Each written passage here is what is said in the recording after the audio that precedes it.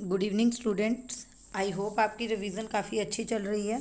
फटाफट से कुछ और इम्पोर्टेंट क्वेश्चन डिस्कस कर लेते हैं जिसका फ़ायदा आपको एग्ज़ाम में मिले। तो क्वेश्चन है, describe the amount received under legacy. Legacy में जो पैसा मिलता है उसको हमें एक्सप्लेन करना है। It is the amount which a non profit entity receive as per the will of a deceased person. Deceased person means अगर किसी पर्सन की डेथ हो रही है और उसकी विल के अकॉर्डिंग जो अमाउंट है, जो उसका पैसा है, वो किसी एनपीओ को अगर मिल रहा है तो उसे हम बोलते हैं लेगेसी। एक इम्पोर्टेंट चीज़ जो यहाँ पे लिखी हुई है उसे आप सब देख लें एक बार कि हु मे और may not specify the use of this amount. मतलब कि ये जो विल का अमाउंट है उसको कहाँ यूज़ किया जाएगा, ये चीज़ स्पेसिफाई हो भी सकती है और नहीं भी।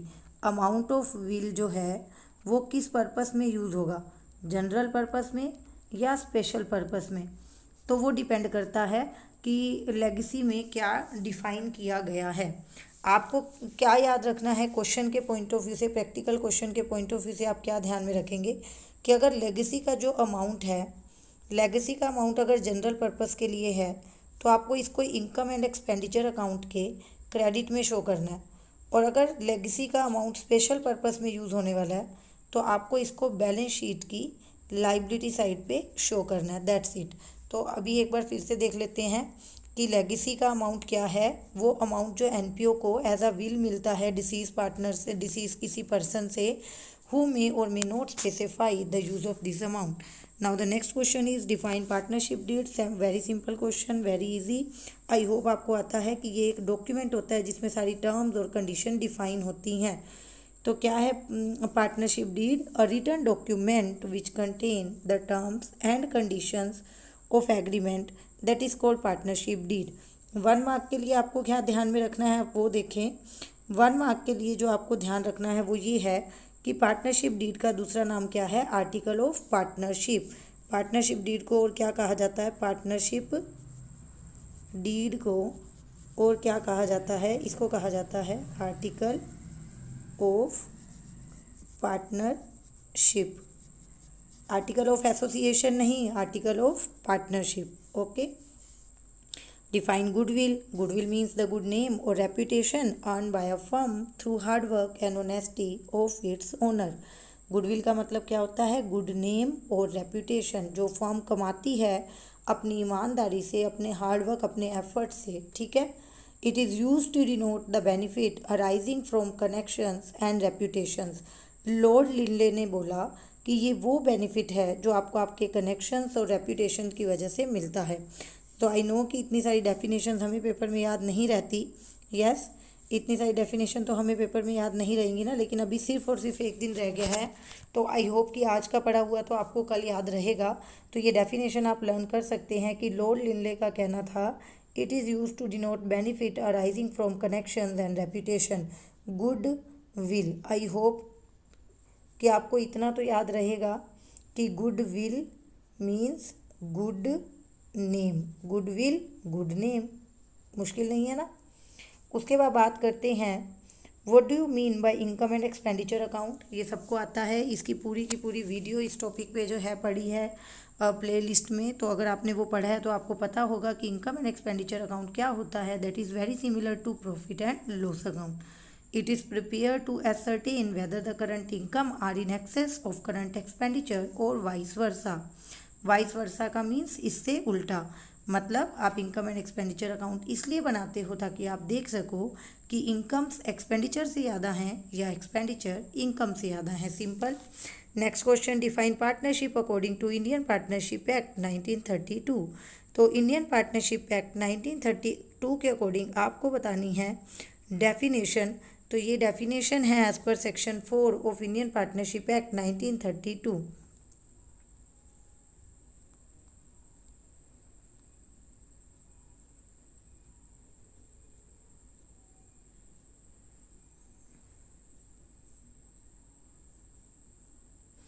As per section 4 of Indian partnership act 1932। Indian partnership act जो है वो कब अनेक्ट हुआ था? 1932 में। ये भी आपको याद रखना है। Partnership is the relation between persons who have agree to share the profits of a business carried on by all or any of them acting for all. Partnership एक रिलेशन है जो लोगों में होता है, उन लोगों में जो प्रॉफिट्स को बांटने के लिए एग्री करते हैं। Business carried on by all or any of them acting for all, business सब मिलके भी चला सकते हैं या सबके बिहाफ पर कोई एक भी।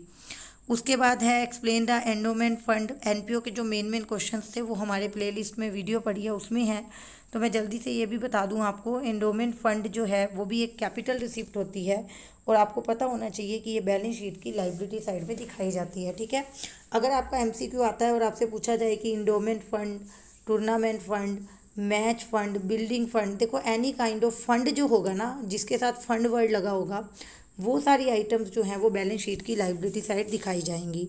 उसके बाद give one difference between receipt and payment account and income and expenditure account. यहाँ क्वेश्चन थोड़ा सा रॉन्ग है तो इसको आप थोड़ा सा इग्नोर करना। एक्चुअली में हमारा ये जो आंसर है वो ठीक है कि हमें डिफरेंस बताना था रिसिप्ट एंड पेमेंट में और इनकम एंड एक्सपेंडिचर में।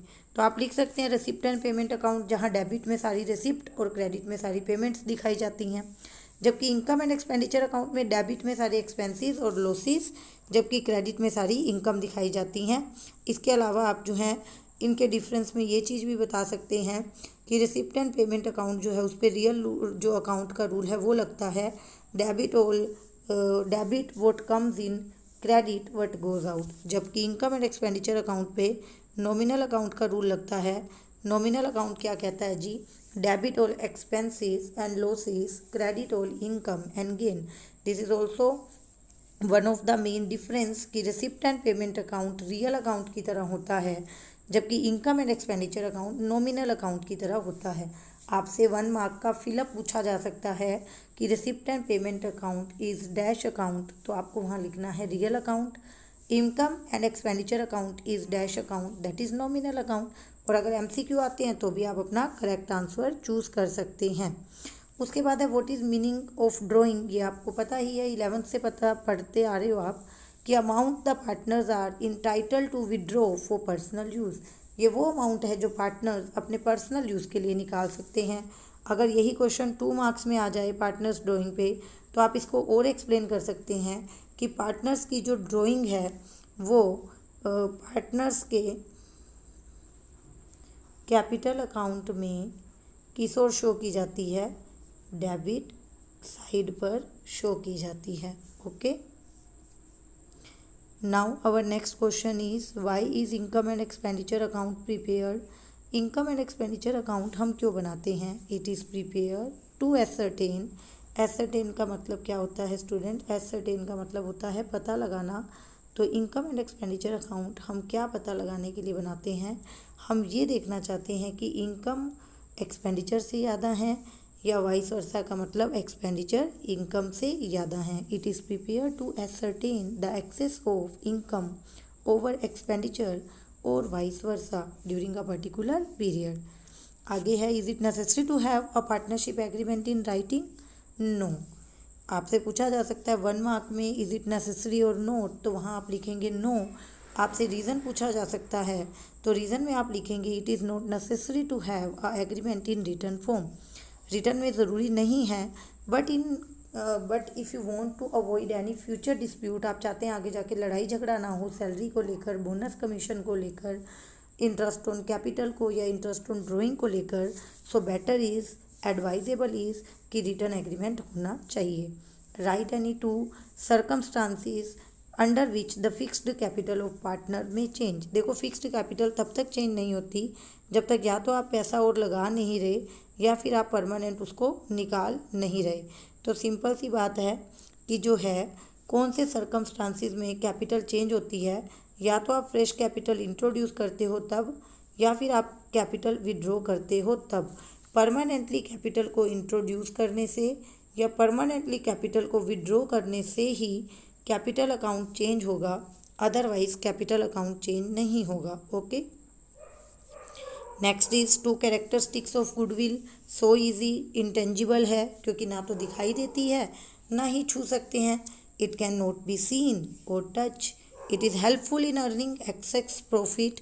एक्सेस प्रॉफिट, ज़्यादा प्रॉफिट अर्न करने में आपकी गुडविल आपको हेल्प करती है। और इट इज़ वैल्यूएबल एसेट। और ये एक वैल्यूएबल एसेट है, but you should know for 1 mark कि इसकी जो वैल्यू होती है वो तभी होती है when whole business is sold. आपको अपनी गुडविल का फ़ायदा तभी मिलता है जब आप अपना पूरा बिजनेस बेचते हो। आप अपने बिजनेस में से फर्नीचर बेच रहे हो, पुराना फर्नीचर या पुरानी स्टेशन मतलब रद्दी बेच रहे हो, न्यूज़पेपर बेच रहे हो, क्या उस टाइम पे आपको गुडविल का बेनिफिट मिलेगा? नो। गुडविल जो है that is valued only at the time when the entire business is sold. उसके बाद जनरल डोनेशन क्या होती है? General donation is the donation in which जो डोनर है, जो डोनेशन देने वाला है, does not specify the purpose for which the donation has to be use. जहाँ पर्सन ने डिफाइन ना किया हो कि वो डोनेशन का यूज़ कहाँ करेगा, वहाँ पर उस डोनेशन को बोला जाता है जनरल डोनेशन। और आपको पता होना चाहिए कि जनरल डोनेशन को कहाँ दिखाया जाता है स्टूडेंट्स? जनरल डोनेशन को दिखाया जाता है इनकम एंड एक्सपेंडिचर अकाउंट के क्रेडिट साइड। कहाँ दिखाया जाता है? Credit side. अगर स्पेशल डोनेशन होती, किसी स्पेशल पर्पस के लिए मिलती, तो ऑब्वियस ही बात है कहाँ जाता? बैलेंस शीट की लाइबिलिटी साइड। जो स्पेशल चीज़ें होती हैं वो बैलेंस शीट की लाइबिलिटी में जाती हैं, जो जनरल होती हैं वो इनकम एंड एक्सपेंडिचर अकाउंट के क्रेडिट में जाती हैं। Entrance fees is receive from the new member. अब न्यू मेंबर से जो मिलती है वो हमारी एंट्रेंस फीस होती है। Some people favour capitalising the entrance fees. कुछ लोग कहते हैं कि आपको इसे कैपिटलाइज कर देना चाहिए because it is collected once for all, क्योंकि एक पर्सन से ये एक ही बार मिलती है। हावेवर कुछ और लोग हैं जो कहते हैं कि हर पार्टनर देता है, एक नया पार्टनर आएगा फिर वो देगा एंट्रेंस फीस, फिर एक नया पार्टनर आएगा फिर वो एंट्रेंस फीस देगा। तो इन सच वे हमें ये फ़ीस बार बार मिलती है, साल में कई बार मिलती है, इसलिए वो कहते हैं कि आप इसको रिवेन्यू मानो। बट ये सिर्फ थ्योरी की बात थी।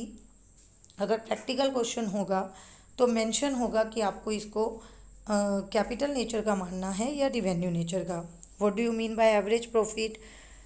सिंपल सा फॉर्मूला याद रखें, average profit means total profits divide by number of year. जितने भी प्रॉफिट्स हैं, जितने सालों के प्रॉफिट्स हैं, उसको नंबर ऑफ ईयर से अगर आप डिवाइड कर देते हैं तो आपका क्या आ जाता है? Average profit. उसके बाद आपका क्वेश्चन है write one importance of partnership deed. Partnership deed बनाने की क्या फ़ायदे हैं? It regulate the rights, duties and liabilities of each partner. Partnership deed बनाने का फ़ायदा ये है कि उसमें ईच एंड एवरी टर्म और कंडीशन क्लियरली डिफाइन होगी, राइट्स, ड्यूटीज़, लाइबिलिटीज़ डिफाइन होगी, एज वेल एज कोई भी फ्यूचर का जो डिस्प्यूट है वो भी तभी अवॉइड होगा अगर आपने पार्टनरशिप डीड बनाई होगी, क्योंकि उसमें सब कुछ लिखा हुआ होगा रिटर्न फॉर्म में। NPO prepare. एनपीओ क्या बनाती है? Trading account, trading and profit and loss account, income and expenditure account या ऑल ऑफ द अबव।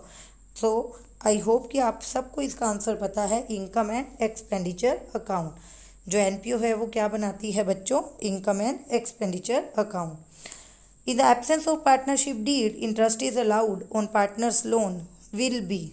अगर कुछ भी मेंशन ना हो तो पार्टनर्स को जो लोन दिया है, पार्टनर का जो लोन है जो उन्होंने फर्म को दिया है, उस पर उनको कितना इंटरेस्ट मिलेगा? 6%। Liability of partners. पार्टनर्स की लाइबिलिटी क्या होती है? Limited, unlimited, determined by court, determined by partnership act. तो आपको पता है कि पार्टनर्स की जो लाइबिलिटी होती है वो कैसी होती है? पार्टनर्स की लाइबिलिटी होती है जी अनलिमिटेड। उसके बाद interest on partners drawing will be credited to. Interest on partners drawing, interest on drawing credited to कौन से अकाउंट में क्रेडिट होता है? Profit and loss appropriation account में। सी है partners capital account. Partners capital account में interest on drawing बच्चों debit होता है, इस बात का आपको खास ध्यान रखना है। उसके बाद on issue of debenture as collateral security कौन सा अकाउंट डेबिट होता है? तो आप यहाँ पे देखें कि issue of debenture as collateral security, तो जनरल एंट्री सोचें, एंट्री होती है debenture suspense account debit to debenture account. तो कौन सा अकाउंट मैंने डेबिट किया? Debenture suspense account. आपको सिर्फ एंट्री सोचनी है मन में कि जब हम डिबेंचर इशू करेंगे एज कोलेट्रल सिक्योरिटी तो एंट्री क्या होगी? Debenture suspense account debit to debenture account. 2 number में अलग से भी ये क्वेश्चन आपसे पूछा जा सकता है कि लोन लेने की एंट्री क्या होगी? Bank account debit to bank loan. Debenture as collateral security issue करने की एंट्री क्या होगी? Debenture suspense account debit to debenture. Okay, तो उन्होंने पूछा था कौन सा अकाउंट डेबिट होगा, तो आंसर हो जाएगा D, debenture suspense account. Debenture holder is entitle to fixed dividend, no, dividend तो शेयर होल्डर को मिलता है। वोटिंग राइट, नो, वो भी शेयर होल्डर को मिलता है। Share in profit, no. Interest at fix rate, yes. Share और डिबेंचर का डिफरेंस आए, एमसीक्यूज की फॉर्म में आए, इसमें से हमारे बहुत ज़्यादा क्वेश्चन बनने वाले हैं। Amount of call in arrear is, capital में ऐड होता है। अब आप सोचे कॉल इन एरियर, जो पैसा आया नहीं, तो जो आया नहीं वो ऐड कैसे होगा, डिडक्ट होता है, यस, ये चीज़ हो सकती है। Shown on asset side, assets में दिखाएंगे, क्यों भाई, और shown on equity and liability side. तो I think the best suited answer is deducted from share capital. How can a new partner be admitted in a firm, बहुत simple है कि एक पार्टनर तभी आएगा with the consent of all the other partner, जब बाकी sub partner की consent होगी। पर मेरा ये क्वेश्चन यहाँ लिखने का पर्पस था कि आपको सेक्शन भी अच्छे से याद हो जाए, क्योंकि अगर आप सेक्शन लिखे आते हैं तो आपके मार्क्स पे बहुत अफेक्ट पड़ेगा, आपकी प्रेजेंटेशन अच्छी हो जाएगी, है ना। जो चेक करने वाले आपके टीचर्स होंगे उन्हें भी लगेगा, उन्हें भी पता लगेगा कि बच्चे पढ़ के आए हैं। तो ये क्वेश्चन बिल्कुल सिंपल है। How can a new partner be admitted, a person can be admitted as a new partner only with the consent of all the existing partner. But ये बात कहाँ गई, कहाँ कही गई है, ये पता होना चाहिए सेक्शन 31 में। सो दैट्स इट, ये बहुत है, जल्दी से इसे पढ़िए, रिवीजन अच्छी कीजिए, और मुझे जल्दी से कमेंट सेक्शन में बताइए कि आप नेक्स्ट टॉपिक क्या चाहते हैं। आज का लास्ट डे हमारे पास है, बेस्ट हमें अपनी रिवीजन करनी है।